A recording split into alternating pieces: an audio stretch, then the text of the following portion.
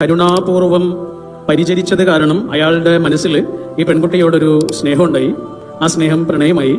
അവർ രണ്ടാളും വിവാഹം കഴിച്ചു. ഓർഫനേജിൽ വളർന്ന കാലത്ത് ഈ പെൺകുട്ടിയെ തിരിഞ്ഞു നോക്കാത്ത കുടുംബങ്ങളൊക്കെ അന്യമതക്കാരനായ ഒരാളെ കല്യാണം കഴിച്ചു എന്നറിഞ്ഞതോടുകൂടി പടയായി വന്ന് ഈ പെൺകുട്ടിയെ പരിഹസിക്കുകയും കുറ്റപ്പെടുത്തുകയും ഒക്കെ ചെയ്തു. ഈ കല്യാണം കഴിച്ച ആളുടെ ഒരു പ്രത്യേകത, അയാള് അത്ര റെസ്പോൺസിബിൾ ആയ ഒരാളല്ല. ഇടയ്ക്ക് കാണാതാവും, കുറെ മാസങ്ങൾ കാണാതാവും. ചിലപ്പോൾ ഒരു ഭാഗത്ത് കുടുംബത്തിൽ നിന്നുള്ള ഒരു കുറ്റപ്പെടുത്തലും ഇയാളുടെ അപ്രത്യക്ഷമാകലും ഒക്കെ കാരണം ഈ പെൺകുട്ടി അനുഭവിച്ച പ്രയാസം എത്ര വലുതായിരിക്കും. അതിനിടയിൽ ഗർഭിണിയാവുകയും ചെയ്തു. ഏറ്റവും അവൾ ഒറ്റപ്പെട്ട കാലമായിരുന്നു അത്. കാരണം അയാളെ പിന്നെ കാണാനേ ഇല്ല. പ്രസവിച്ച കാലമായതോടുകൂടി ഇവള് കൂടുതൽ തളർന്നു പോവുകയാണ്. സ്വാഭാവികമായും മനസ്സും ശരീരവും ഒക്കെ ആകെ തളർന്ന അവള് പാതിരാവുകളിൽ ആ കുഞ്ഞിന്റെ കൂടെ ഉറക്കെ കരഞ്ഞു. അങ്ങനെ അവള് തീരുമാനിക്കുകയാണ് സൂയിസൈഡ് ചെയ്യാം. അവള് വളർന്നത് ഓർഫനേജിലല്ലേ, അപ്പൊ ഈ കുഞ്ഞും അങ്ങനെ ഓർഫനേജിൽ വളരേണ്ടി വരും എന്നുള്ള ഒരു സങ്കടം കാരണം അവൾ അതിനൊരു പരിഹാരം കണ്ടെത്തി. അവള് സൂയിസൈഡ് ചെയ്യുകയും കുഞ്ഞിനെ കൊല്ലുകയും ചെയ്യാം.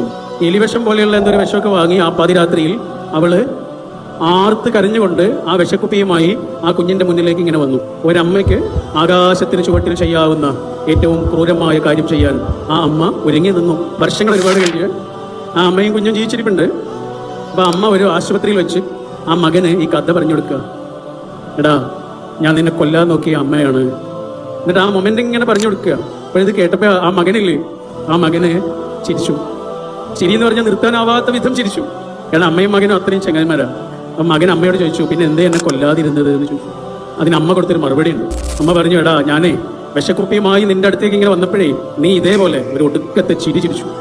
എന്നെ ഇങ്ങനെ ചിരിച്ച് കൊഞ്ചിക്കിടക്കുന്ന എന്റെ കുഞ്ഞിനെ ഞാൻ എങ്ങനെയാടാ കൊല്ലുക?